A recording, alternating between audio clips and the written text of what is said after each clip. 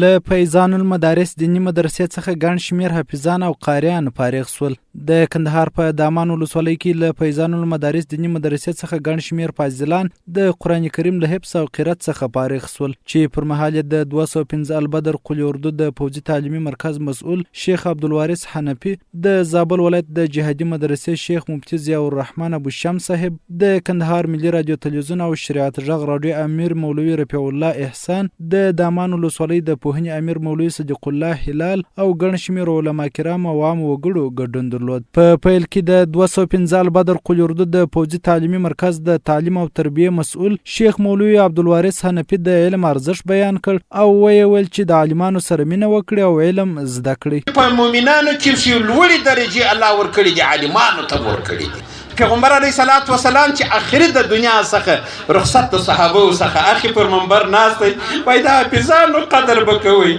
د عالمانو قدر وکوي، چا که د عالم سره محبت وکي، د حافظ د قاری سره وکي لکه زما سره چې وکي، چا چې زما سره محبت وکي لکه د رب العالمین سره چې محبت کړي. نو دغه طالبان حافظان دا ډیر لوړ خلک دي، د دې سره مینه وساتي، د دې سره محبت وساتي چې د کومې ډلې سره د محبت دي الله پاک په دې پاغه کې راپورته کوي. ورپسې د کندهار د ملي رادیو تلویزیون او شریعت غږ رادیو امیر مولوي رفیع الله احسان په خپل خبرو کې د مدرسې اهمیت بیان کړ او یاد کړ چې همدغه مدرسې دي چې جهالت له منځه وړي. مدرسه ناولتیا تشکیلا ورکوي، په کوم ځای کې چې جهالت خوري، ناپوهي خپروي، په هغه ځای کې مدرسه ناولتیا تشکیلا ورکوي. مدرسه د جهالت ټغر ټولوي، مدرسه د علم سرچینه ده، مدرسه د یووالي سمبول دی، مدرسه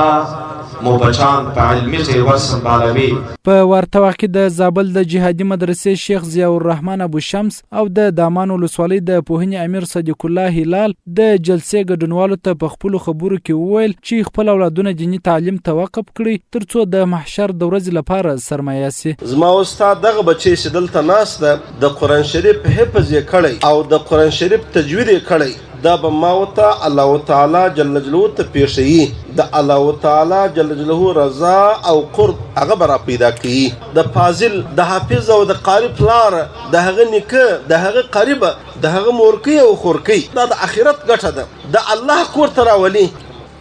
خپل بچانو مدارس ته راولي. که چیرې د اسلامیت او د افغانیت او د اسلامیت ارزښت په افغانستان کې ساتل غواړي نو خپل بچان مدرسو ته راولي او خپل بچان په مدرسو په غیږ کې واچوي. بل خوا فارغ سوي حافظانو او قاریانو له خپل والدینو مننه وکړه چې په دوی دیني تعلیم کړي او له نورو والدینو یې هم وغوښتل ترڅو خپل اولادونه مدرسو ته واستوي او دیني تعلیم په وکړي. ډیر زیات خوشاله یو، د والدینو مور پلار څخه هم ډیر خوشاله چې په موږ باندې دیني تعلیم کړي او دیني تعلیم ته مې هڅوي او نورو والدینو ته هم د خواهش لرم چې خپل اولادونه و مدرسو ته وهڅوي او خپل اولادو باندې دیني تعلیم وکړي. خوشحالي خو بیخي زیاته ده، د والدینو سره بیخي زیات خوشحاله یو چې موږ داسې تعلیم ته واسطه کړي او دونه کوششونه او خواري یې زموږ سره کړي دي. د هر چا سره دا غوښتنه ده چې باید د خپلو اولادو سره ډېره خواري او کوشش. د یادونې وړ ده چې د غونډې په وروستیو کې فاضلانو ته د فضیلت پګړۍ ور پر سر سوې او د فراغت سندونه ورکړل سول.